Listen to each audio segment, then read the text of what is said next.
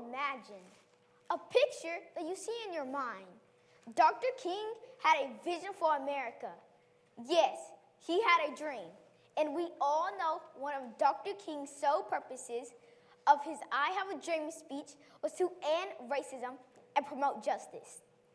In his speech, he spoke about how America wasn't owning up to its doctrine about equality for all. Now, if you're asking me, how would Dr. King feel about America carrying out his vision for this great country? I'd say bittersweet.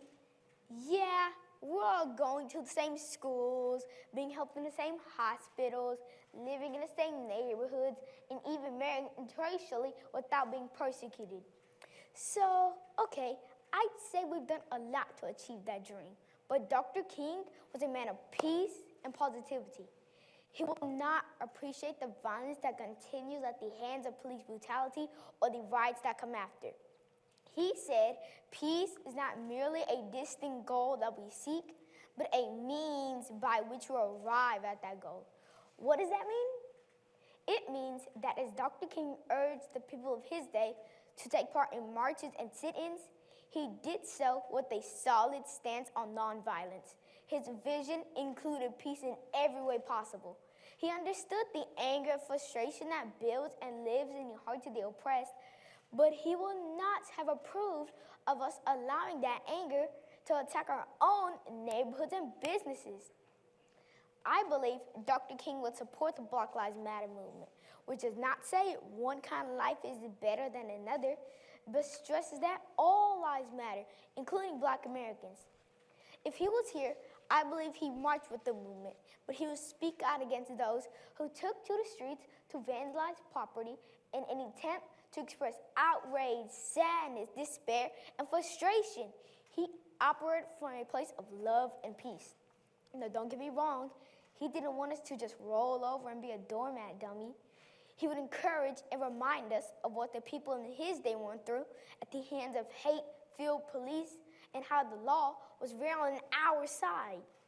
He will point out how the laws have improved and that we should not only use the law, but know the law. Dr. King learned all he could and used that knowledge to make a change. We need to as well. We need to know our rights and defend them by speaking up for ourselves and our communities to make the changes that need to happen. He will tell us to show up and support the legislative changes that will help prosecute more police and individuals who want to operate out of their hatred rather than a sense of fairness. Nonviolence has always been the way for Dr. King.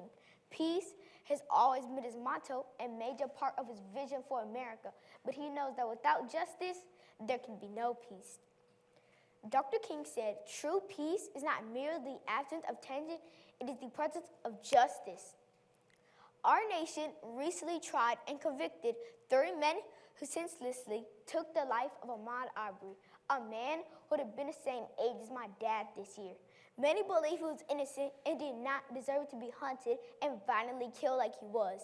Dr. King's dream was evident in the courtroom that day because a jury was able to separate the racial aspect of the crime and focus on the humanity Mr. Arbery and all human beings deserve.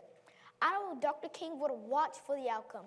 He would have been there to support Arbery's family, calling for justice and laws to protect all Americans from such violence. This verdict gives me hope as a young African American that one day justice will indeed be blind and fair.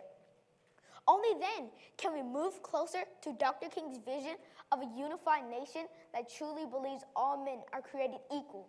As he once said, the only normalcy we will settle for is the normalcy of brotherhood, the normalcy of true peace, and the normalcy of justice. Brotherhood, peace, justice. If we work together with these three in mind, we can achieve Dr. King's vision. Thank you.